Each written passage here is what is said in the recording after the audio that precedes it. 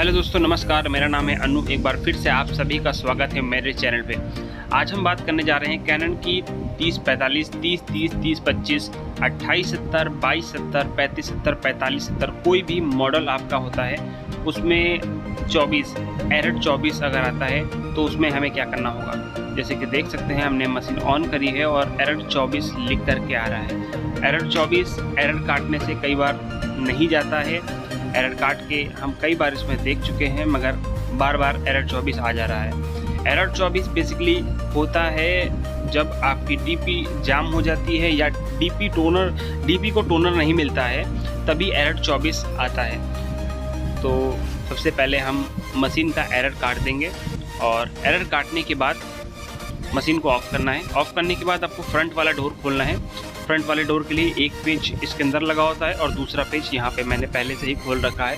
इसको खोल करके इस पल्ले को बाईं तरफ लेफ़्ट साइड पे हल्का सा आप पुश करेंगे और ये दरवाजे की तरह पल्ला आपका खुल जाएगा। सामने जैसे कि देख सकते हैं कि वेस्ट कंटेनर दिख रहा है। वेस्ट कंटेनर हटाने के बाद डीपी लगी होती है और डीपी को सबसे पहले चेक करेंगे कि डीपी जाम तो नहीं चल रही है या फिर डीपी खाली तो नहीं हो गई है, क्योंकि कई बार ऐसा होता है कि डीपी में टोनर नहीं जाता है जिससे भी दिक्कत भी आती है। तो सबसे पहला काम वेस्ट कंटेनर हटाना है। उसके बाद सामने आपको जो ब्लू कलर का हैंड दिख रहा है उसको लेफ़्ट साइड पे आपको करना है। उसके बाद ये डीपी आपकी फ्री हो जाएगी। और ये सामने जैसे कि देख सकते हैं कि ये डीपी मैग्नेट यूनिट है आपकी।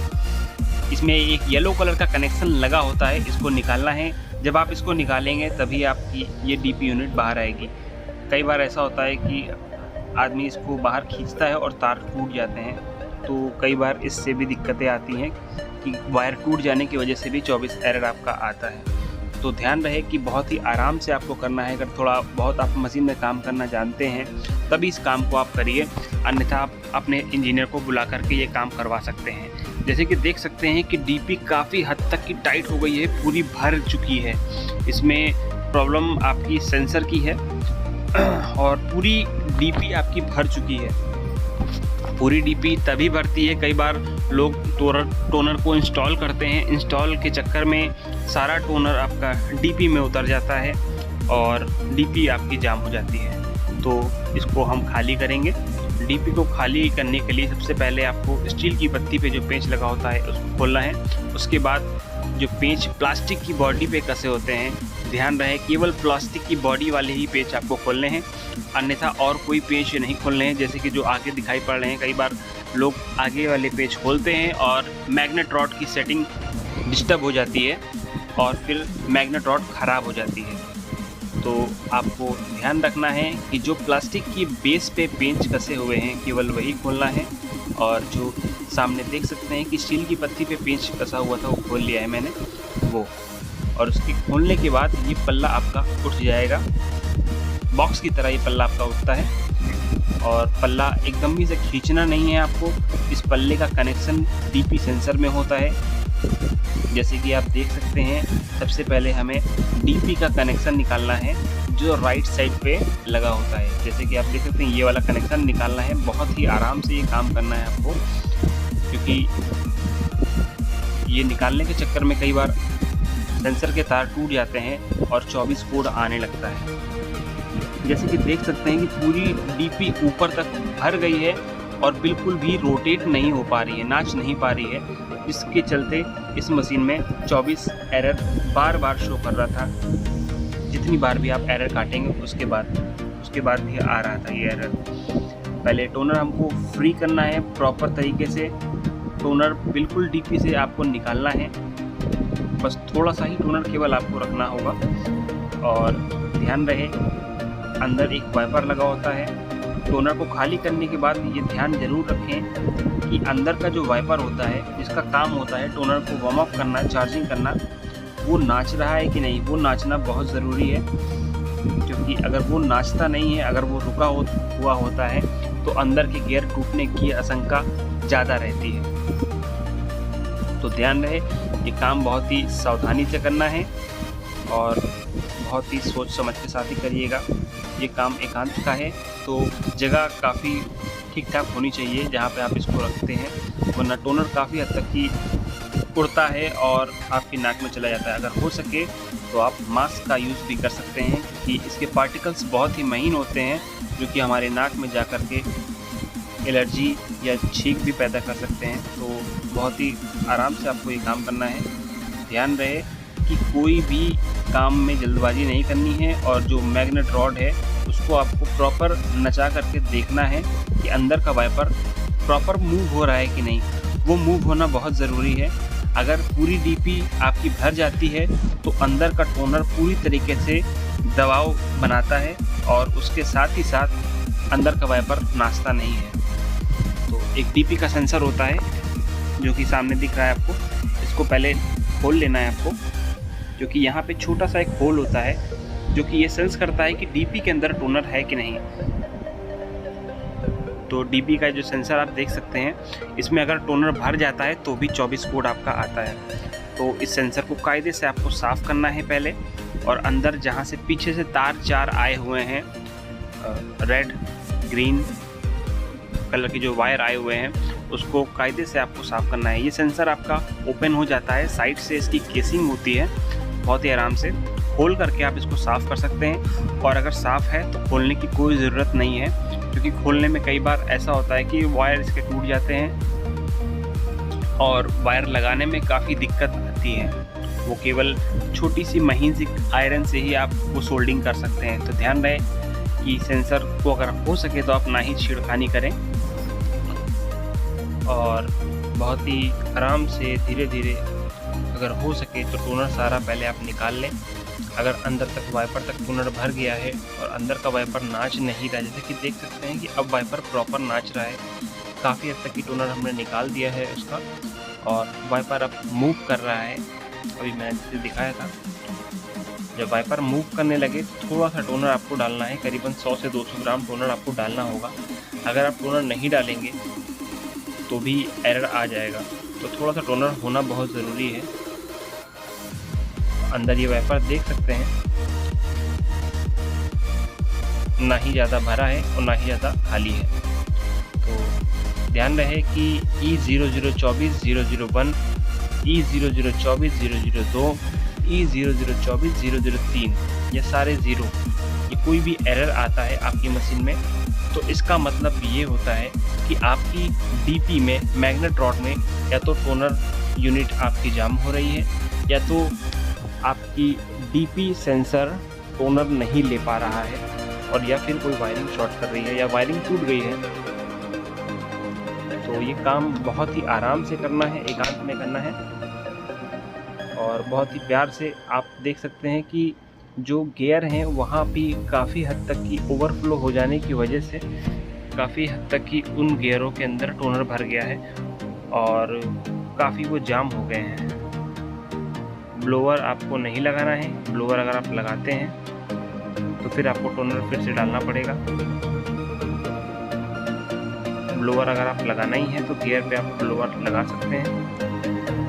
ये सारा काम करने के बाद आपको एज इट इज़ वैसे फिर पैक कर देना है।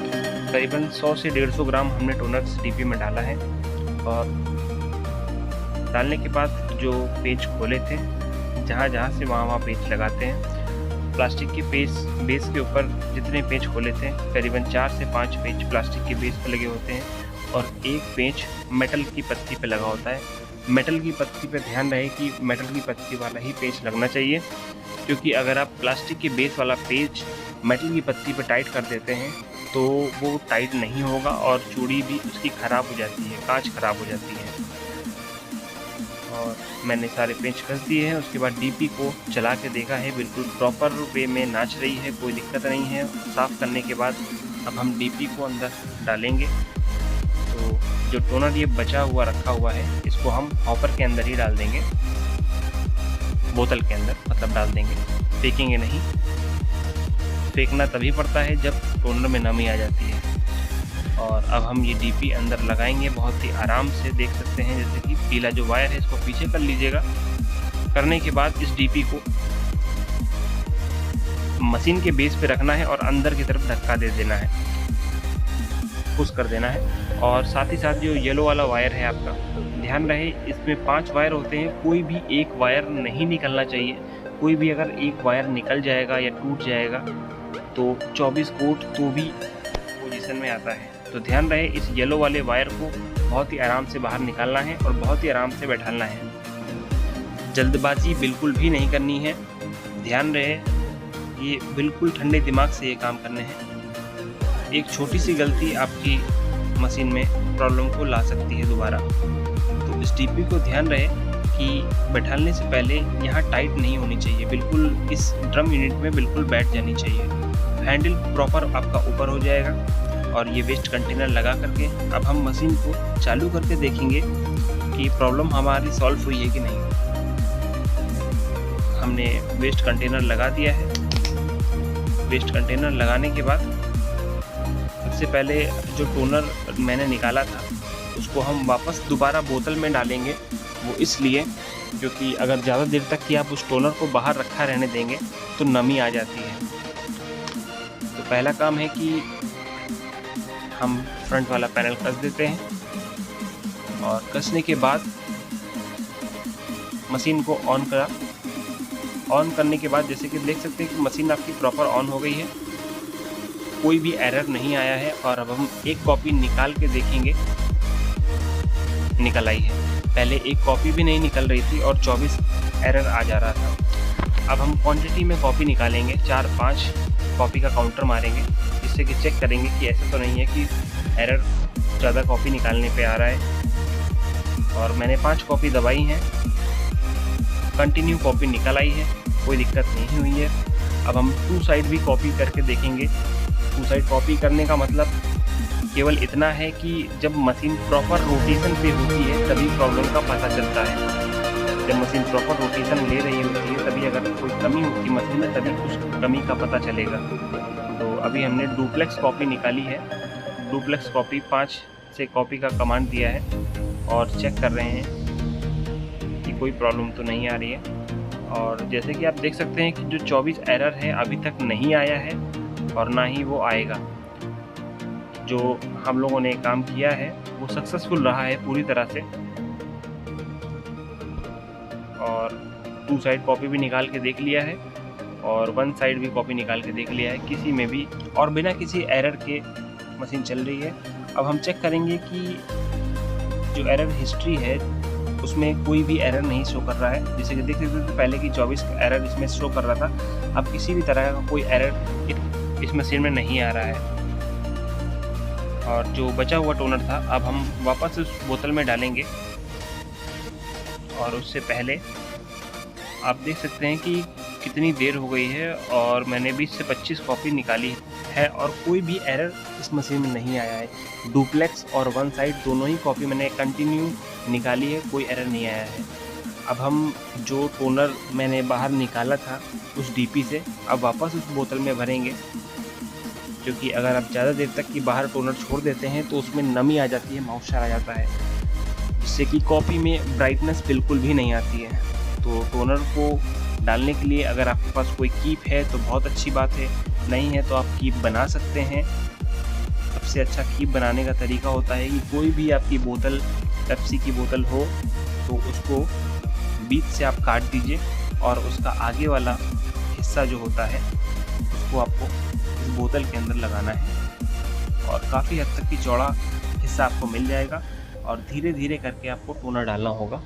इससे टोनर आपका ज़्यादा वेस्टेज भी नहीं होगा और इधर उधर गिरेगा भी नहीं।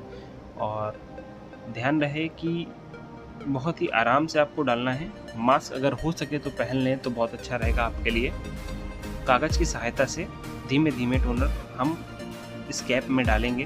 कैप का मुंह काफ़ी चौड़ा हो गया है पहले की अपेक्षा, क्योंकि बोतल मैंने काट के लगाई हुई है। और अगर आप चाहें तो इसको सब एक साथ भी टोनर डाल सकते हैं। टोनर डालने के लिए या तो आप प्लास्टिक की बोतल से भी डाल सकते हैं, उसको थोड़ा सा काट करके, या फिर जो शीट होती है प्लास्टिक की हार्ड शीट उससे भी डाल सकते हैं। ये बाइंडिंग की एक शीट है जो कि वेस्टेज है। इससे अब हम टोनर जो वहाँ पे रखा हुआ है धीरे धीरे डालेंगे। एक साथ डालने से कई बार ऐसा होता है कि टोनर काफ़ी उड़ता है और इधर उधर फैलता है, तो इसीलिए आप अगर हो सके तो बाइंडिंग की कोई ख़राब शीट पड़ी हो अगर आपके पास, तो उसको बीच से काट करके, और पेप्सी की बोतल कोई ख़राब पड़ी हो तो उसको काट करके आप इस तरह से टोनर डाल सकते हैं। और ध्यान रहे जिस तरह से मैंने आपको इस वीडियो में बताया है, अगर आप उसी तरह से सारे सेटअप करते हैं तो पक्का इस प्रॉब्लम का सलूशन आपका हो जाएगा। दूसरी कोई भी आपको वीडियो देखने की आवश्यकता नहीं होगी। और अगर ये 24 ये सेटिंग करने के बाद, ये सेटअप करने के बाद भी सॉल्व नहीं होता है तो फिर या तो आपकी वायरिंग ख़राब हो सकती है, जो कि येलो कलर की वायरिंग नीचे आई हुई होती है वो वायरिंग ख़राब हो सकती है, उसका कोई ना कोई तार निकला हो सकता है, या फिर आपका मदरबोर्ड भी ख़राब हो सकता है। मगर ये बहुत ही रेयर केस में ऐसा होता है जब कोई चूहा वायरिंग काट देता है या फिर मदरबोर्ड या कोई ऐसे कनेक्शन निकाल के लगाने में आपकी वायरिंग डिस्पैच हो जाती है, तब ये प्रॉब्लम आती है। अगर चलती हुई मशीन में दिक्कत आई तो सबसे पहला काम है कि आपको ये करना है, 99.9% है कि आपकी प्रॉब्लम सॉल्व हो जाएगी। आशा करते हैं हमारे द्वारा दी गई जानकारी से आप संतुष्ट होंगे। अगर आप संतुष्ट हैं तो प्लीज़ हमारी वीडियो को लाइक करें और ज़्यादा से ज़्यादा शेयर करें, और अगर आप नए हैं तो प्लीज़ हमारे चैनल को सब्सक्राइब करें। इसी तरह की ज्ञानवर्धक वीडियो हम आपके लिए बनाते रहेंगे। और चैनल सब्सक्राइब करने के बाद बेल आइकन को प्रेस करना मत भूलिएगा। बेल आइकन को प्रेस करने से हमारी वीडियो की नोटिफिकेशन आप तक पहुंचेगी और आप उस वीडियो को देख सकते हैं। और यदि आपका कोई सवाल है तो कमेंट के माध्यम से आप हमसे पूछ सकते हैं। मेरी पूरी कोशिश रहेगी कि आपके कमेंट का हम पूरी तरह से आपको सपोर्ट करें। तो प्लीज़ हमारे चैनल को सब्सक्राइब करें और बने रहें हमारे साथ यूट्यूब चैनल पे। तब तक के लिए धन्यवाद, नमस्कार, बाय बाय।